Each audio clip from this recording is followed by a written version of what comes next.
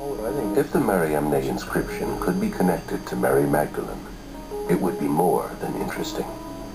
It would be statistically compelling, because we could create a combined probability equation for the Talpiot cluster that includes Mariamne. What happens when you do that is that the individual probability factors, even though they're not terribly small in any one particular case, when you multiply them all together, it actually starts to build up a picture that the overall thing that you've seen is actually a very rare event.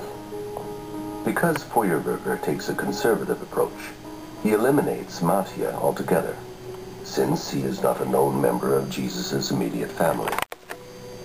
Feuerberger also divides the probability outcome by 4, so as to compensate for any unintended biases in the historical data. And he further divides the number by 1,000, representing all first-century Jerusalem tombs. By the end, his model concludes that there is only one chance in 600 that the Talpiot tomb is not the Jesus family tomb, if Mariamne can be linked to Mary Magdalene. But can she? One of the most famous tales associated with Mary Magdalene is in the Gospel of John, where Jesus stops the stoning of a woman punished for adultery.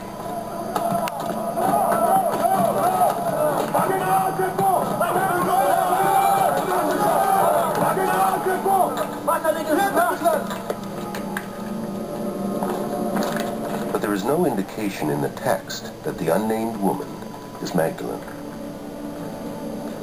It's a later Christian tradition that has linked the adulteress to Magdalene, just as it has linked her to the tale in Luke of another unnamed woman specifically labeled a sinner who anoints the feet of Jesus.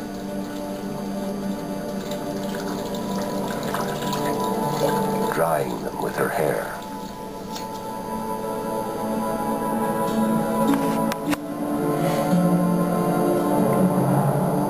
Today, scholars believe that Mary Magdalene and the 2 unnamed women in Luke and John are all different women. The tradition of linking Mary Magdalene to these so-called sinners can be traced back to a turnaround in the church of later centuries, when women were excluded from being consecrated as religious leaders. Previous to that time, women were ordained. And in many early Christian writings, Mary Magdalene is highly respected as a missionary. I think that Mary Magdalene was an extremely important person in the Jesus movement. So important that I think, and this is my opinion, I know I'm not representing anybody else in this, but I think that she actually is the real founder of Christianity.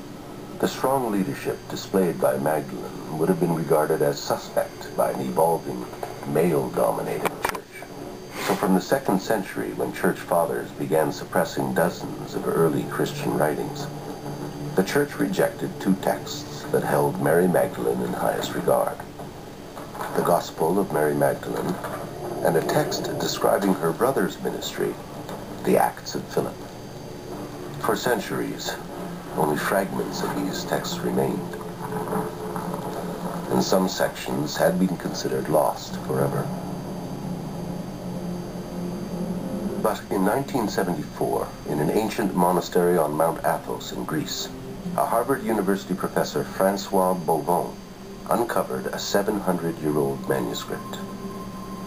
It was the most complete copy ever found of the 4th century text, the Acts of Philip. In it, Beaumont claims to have discovered an early description of Mary Magdalene, unmarked by later Christian tradition. In the Acts of Philip, she is completely, there is no mention of her previous life. She is seen positively as a Christian missionary.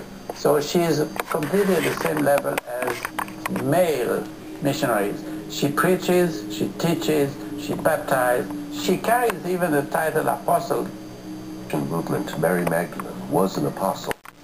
Then the unique alias Mara on Mariamne's ossuary could be pointing to something extraordinary. In Aramaic, Mara means master. Mara, the master. Even today, if you go to the Armenian quarter, the archbishop or one of the priests would be like Mar Samuel or Mar whatever, Lord, Master. You can still hear it.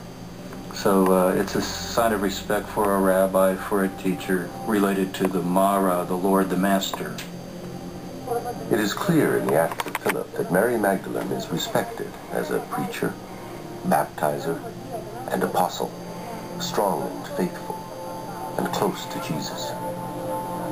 It would make sense then for her followers to refer to her as Mara, Master. But what about the spelling of the first name in the inscription, the unique Mariamne, never found before or since on any other ossuary?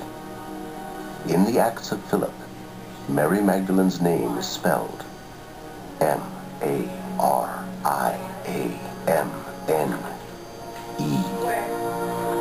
Mariamne.